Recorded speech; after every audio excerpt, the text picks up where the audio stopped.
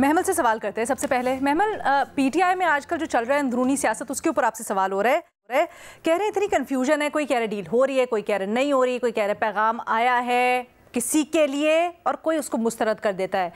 हिकमत अमली क्या है? इबहम इतना क्यों है? क्या ये जो मौजूदा लीडरशिप है ये वाज़ेह पॉलिसी क्यों नहीं दिखा पा रही है आपके ख्याल में?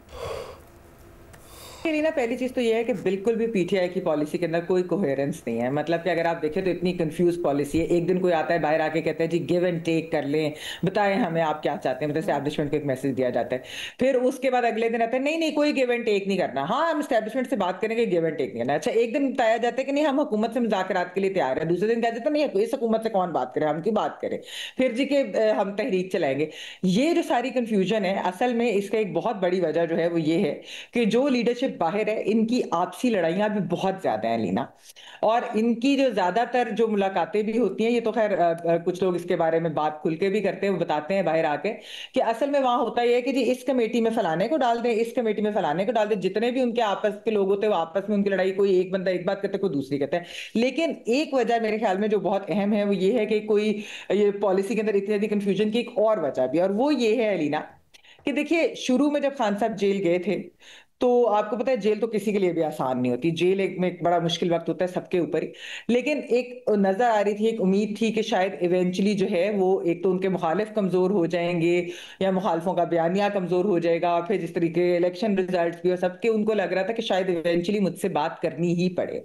अब जैसे जैसे दिन गुजर रहे हैं और जिस तरीके से हमने देखा है कि ओवरऑल एक पॉलिटिकल मंजरनामा भी बदला है, आप देखें कि ये इंडो पाक कॉन्फ्लिक्ट के बाद वैसे भी ओवरऑल भी एक जो चीजें बदली हैं ऑन द ग्राउंड, उसकी वजह से एक हमें फ्रस्ट्रेशन नजर आ रही है। एक ये नजर आ रहा है कि बंद गली की तरफ पीटिया जाती नजर आ रही है। तो ये भी एक बहुत बड़ी वजह है कि शायद एक पॉलिसी के अंदर कोई कोहीजन नहीं, कोई चीज नहीं ऐसी नजर आ रही, कंफ्यूजन ही कंफ्यूजन नजर आ रही है। इसके लिए बहुत जरूरी है कि इमरान खान साहब और उनकी जो पार्टी की लीडरशिप जो बाहर है वो एक कॉन्क्रीट कोई पॉलिसी बनाए। ये नहीं हो सकता कि एक दिन एक चीज दूसरे दिन दूसरी, और एस्टैब्लिशमेंट तो उनसे बात करने को तैयार भी नहीं नजर आ रही, अभी तक तो हमने यही देखा है।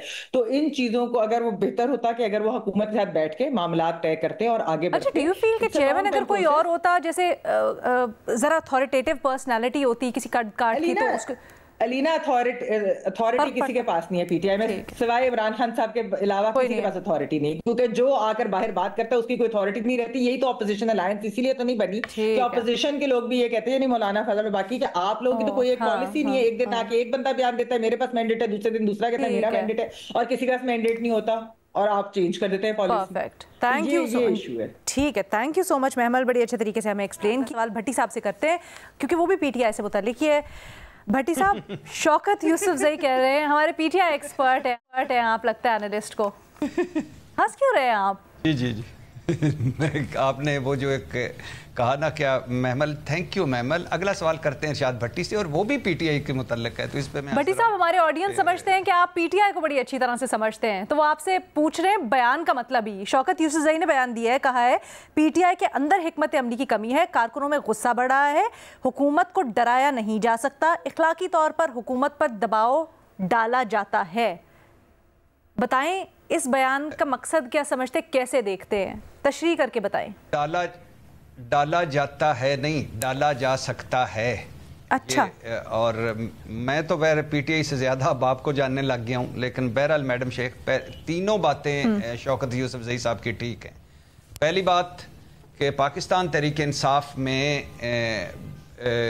हिकमत अमली की कमी है। हिकमत अमली की कमी है, कुछ उंज भी रामा औखियां सन, कुछ गल विच गम दा तौक भी सी, कुछ शहर दे लोग भी जालम सन, कुछ सानू मरन दा शौक भी सी। तो हिकमत अमली, एक तो ब्लंडर्स बहुत किए, दूसरे हिकमत अमली में ज़ाहिर कमी है। और ये पाकिस्तान तहरीक इंसाफ वाहिद सियासी जमात है जिसमें अभी बाकायदा तौर पर मोरूसी सियासत या ख़ानदानी वो नामजदगी नहीं हुई। और यही मुझे लग रहा है कि मैं तो इसको लानत समझता हूँ, लेकिन शायद यही वजह है कि हर कोई अपनी अपनी ईंट मस्जिद बना के बैठा है और कोई एक ऐसा नहीं है जिसके झंडे तले सारे। सर, ये शौकत यूसुफजई के बयान को मैं जरा, अच्छा सॉरी, दूसरी बात जी मैं वो दूसरी बात वो जो कह रहे हैं कि हुकूमत को डराया नहीं जा सकता, बिल्कुल जो आज के हालात हैं इसमें ज़ाहिर है आप दबाव बढ़ा सकते हैं और वो दबाव कितना बढ़ा सकते हैं ये भी देखने वाली बात है, लेकिन सही कह रहे हैं, डराया नहीं जा सकता। तीसरी बात उन्होंने क्या की है मैडम शेख? सर तीसरा मेरा सवाल है, अगर हम एक लफ्ज़ में, एक लाइन में शौकत यूसुफ़ज़ई को सम अप करें तो आप क्या ये समझते हैं कि पॉपुलैरिटी जो पीटीआई की थी अब वो नहीं रही, पॉपुलैरिटी भी खो दी है, खासकर अब जो मामला हुआ है उसके बाद? नहीं, बिल्कुल भी नहीं मैडम शेख, बिल्कुल भी नहीं। ये दो डिफरेंट चीजें। वो कह रहे हैं ना कारकुनों में गुस्सा बढ़ा है, अब हुकूमत को डराया नहीं जा सकता, इखलाकी तौर पर। तीसरी बात, तीसरी बात बिल्कुल, आप ये जो कारकुनों का गुस्सा बढ़ा है, बिल्कुल गुस्सा है। उसकी वजह यह है कि 80% पाकिस्तान तहरीक इंसाफ की क़यादत बयानों, टीवी चैनलों, तकरीरों, एक्स मतलब ट्विटर पर, सोशल मीडिया पर नजर आती है, फील्ड में नजर नहीं आती। जब आपका सेक्रेटरी जनरल सलमान अकरम राजा 26 नवंबर को लाहौर से नहीं निकल सकता तो फिर इसका मतलब है कि अल्लाह ही हाफिज है। लोगों की तवक्कुआत, लेकिन ऊपर मैं आसान लफ्जों में बता दूं, ऊपर इमरान खान है, नीचे उनके साथ अवाम है, दरमियान में पार्टी मिसिंग है। अच्छा, और यही सबसे बड़ा अलमिया है। मतलब आप समझते हैं पॉपुलैरिटी खान साहब की, जिस दिन वो बाहर आएंगे पॉपुलैरिटी वहीं की वहीं होगी? हुकूमत ने पॉपुलैरिटी अब भी है, पॉपुलैरिटी अब भी है। और अच्छा, जितनी भी सियासी जमातें हैं, कारकुन गुस्सा है, आप कह रहे हैं कि ये मैडम शेख, ये नहीं, गुस्सा इस बात पे है कि आप कहाँ हैं भाई, आप इमरान खान को चीट कर रहे हैं। अच्छा, आप इमरान खान के लिए कुछ नहीं कर रहे हैं। गुस्सा और बातों पे गुस्सा, बट वो इतना गुस्सा नहीं है कि वो कह दे कि नहीं हमने आपके साथ नहीं चलना, हमें आपकी समझ नहीं आ रही। नहीं मैडम शेख, ये कोई एक हल्का ले लें, कोई एक हल्का आज भी ले लें, वहां पीडीएम का एक यानी उम्मीदवार खड़ा कर ले, मियां मोहम्मद नवाज शरीफ, और दूसरी तरफ पाकिस्तान तहरीक इंसाफ का बंदा खड़ा कर दें, जीत जाएगा पाकिस्तान तहरीक इंसाफ। सर ये बहुत बड़ा दावा आप कर रहे हैं। शहजाद, आपसे सवाल ये हो रहा है कि भारत आलमी सतह पर तनहा हो गया है, जो रीसेंट क्लैश हुआ है उसके बाद, और पाकिस्तान के हक में बहुत से मुल्क आगे आए हैं। पाकिस्तान इससे मजीद क्या कोई फायदा उठा सकता है? जी बिल्कुल उठा सकता है, लेकिन सिर्फ मोदी साहब में बात कर ले अगर, उससे अंदाजा हो जाता है कि भारत की इस वक्त सिचुएशन क्या है। पहलगाम के जो विक्टिम्स हैं वो कह रहे हैं कि अब तक वो नहीं आए, दूसरे लीडर्स आ गए, राहुल गांधी आ गए, हमें बिल्कुल ही अकेला छोड़ दिया मोदी और उनकी सरकार ने। और आपने देखा है कि अभी भी लोकल पॉलिटिक्स को तरजीह दे रहे हैं, बजाय इसके कि इंटरनेशनली जो डिप्लोमेटिकली इंडिया को बड़ी शिकस्त हुई है उसको जाके एड्रेस करें। पाकिस्तान के लिए बिल्कुल एक अपॉर्चुनिटी है। देखें, ये कोई नॉर्मल बात नहीं है कि अगर साउथ अफ्रीकन प्रेसिडेंट भी बैठा हुआ है तो ट्रंप साहब वहां पे पाकिस्तान की बात कर रहे हैं, फिर दूसरे दोस्त ममालिक जो है उनका भी, मैंने पहले आपको बताया था प्रोग्राम में कि एक व्यू था कि शायद पाकिस्तान इतनी सख्त नहीं रखता कि इंडिया को जवाब दे सके, इसलिए अगर इंडिया गुस्सा निकालना चाहता है तो निकालने दे। लेकिन उनको भी हमने सरप्राइज किया कि पाकिस्तान वाकई जानता है कि अपना दिफा कैसे करेगा।